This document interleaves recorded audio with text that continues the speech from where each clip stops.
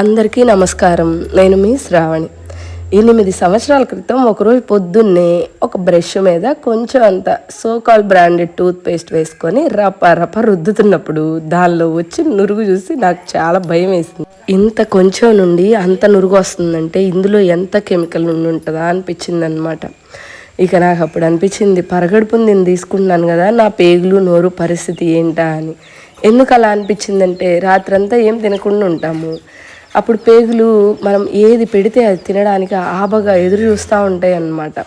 అలాంటప్పుడు ఈ ఎంతో కొంత వెళ్ళిపోకుండా అయితే ఉండదు కదా గొంతులోంచి.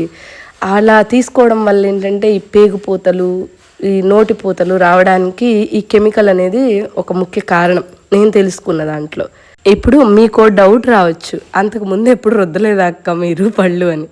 కానీ నాకు ఇంత జ్ఞానం రాలేదు, ఎందుకంటే నా దగ్గర అప్పుడు ఆవు లేదు, దేశీ ఆవు ఉంటే జ్ఞానం వస్తుంది అనేదాన్ని నేను నమ్ముతానమాట.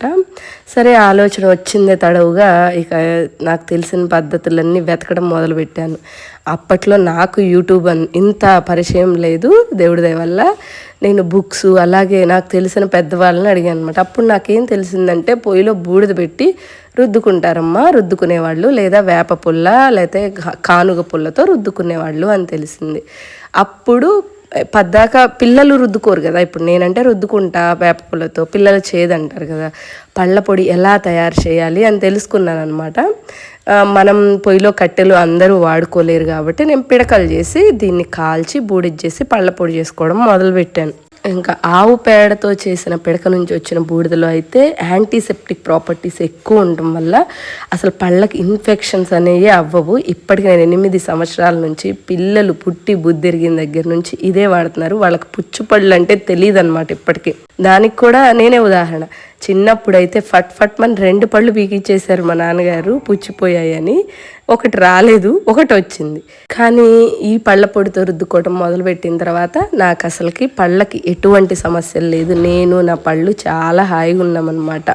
ఎలా చేసుకుంటావు ఈ పళ్ళ పొడి అంతా అని మీకు ఎవరో ఒకరికి డౌట్ వస్తుంది కదా, దానికోసం ఎప్పటిదో వీడియో ఉంది. ఆ వీడియో కింద ఇస్తున్నాను, చూడండి ఒకసారి, మీకు ఐడియా వస్తుంది ఎలా చేసుకోవాలని. గోడ మీద కొట్టుకోకుండా ఎందుకక్క ఇలా పట్ల మీద అంటే, ఈ వర్షం ఎప్పుడు వస్తుందో తెలియట్లేదండి, అందుకని ఇలా కొట్టి ఇట్లా ఎండలో పెట్టుకుంటున్నాను. వర్షం వస్తే గబగబా లోపలికి తీసుకెళ్ళిపోతా.